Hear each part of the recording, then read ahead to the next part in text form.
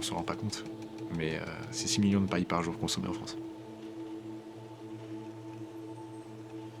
Au moment où le gouvernement et l'Union européenne annoncent l'arrêt des pailles plastiques, le restaurateur s'est dit « Ok, je vais devoir basculer d'une paille plastique qu'on me donnait par une paille payante de qualité inférieure au plastique. » De par ce constat-là, on s'est dit on doit plancher sur une paille de qualité, biosourcée, faite en France et compostable à domicile.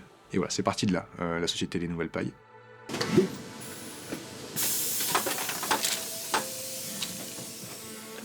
On ne fabrique pas que des pailles, on fabrique aussi des couverts, on fabriquera d'autres choses à l'avenir, et dans 17 pays aujourd'hui. D'où la bascule vers Moom, qui est la contraction de Mother Nature, parce que l'intégralité de nos intrants sont issus de la nature, et mouvement, puisqu'aujourd'hui nos clients, ils adhèrent à un produit, et ils adhèrent aussi à un mouvement, celui de travailler des produits de qualité maximale à impact minimal. La recherche, mais une recherche qui fait sens, fait partie de notre ADN. On a cette volonté de faire toujours mieux, d'être toujours novateur. La première étape sur laquelle on a travaillé, ça a été le sourcing de nos intrants. On essaye et on s'astreint à aller se fournir auprès de fournisseurs français pour un certain nombre de produits, avec également un grand souci de traçabilité. Ça, c'est le premier exemple. Le deuxième, c'est d'implanter l'ensemble de sa production sur son territoire. Parce que qui dit implantation locale dit moins de trajets, moins de transport et des produits qui vont être beaucoup plus proches du lieu de consommation. On fait tout ça avec une démarche éco-responsable parce que ça va avec la suite de l'histoire. Une paille plastique, une fois jetée dans la nature, t'es sur 400 ans pour être dégradée. Aujourd'hui, tu mets une paille dans un compost domestique, en 4 mois, elle est dégradée à 100%. On a travaillé sur la capacité de réutiliser nos produits. Ensuite, on a travaillé sur la possibilité de les composter. Et on essaye vraiment de travailler sur cette fin de vie. On a tous cette image de résidus, de détritus qu'on trouve dans la nature, et de se dire qu'à partir du moment où nous, une de nos pailles va arriver dans la nature, quelques jours ou quelques mois plus tard, elle aura disparu et l'impact sera neutre sur la nature.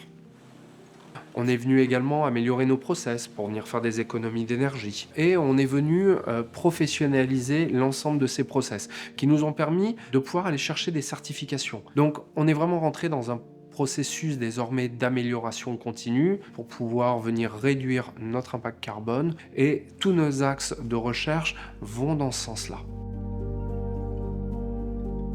On travaille avec les ZAD de Sainte-Sigolène depuis 2022. C'est un partenariat qui nous tient à cœur puisque 50% de nos collaborateurs sont en situation de handicap. L'inclusion, c'est un vrai vecteur important pour nous et c'est pour ça qu'on n'y dérogera pas.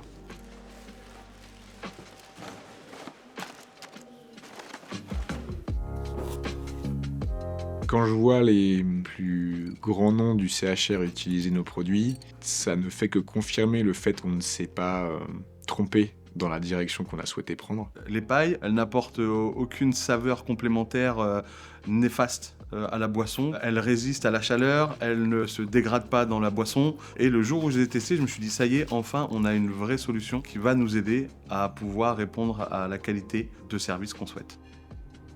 On a choisi ces couverts-là, pourquoi? Parce qu'on avait ces retours clients, des couverts conventionnels en bambou, qui ne coupent pas, qui sont âpres en bouche. Alors, on avait plein de couverts différents. Et ce qu'on recherchait, c'est vrai qu'on voulait quelque chose de coupant, mais qui n'ait pas l'aspect du plastique. Et là, avec ces produits-là, on a zéro casse, soit aussi sur les fourchettes, hyper important aussi, quelque chose qui pique bien, etc. Et avec Moon, en fait, on trouve le parfait équilibre. On a des couverts qui coupent bien, qui sont agréables en bouche, et qui sont hyper efficaces, quoi.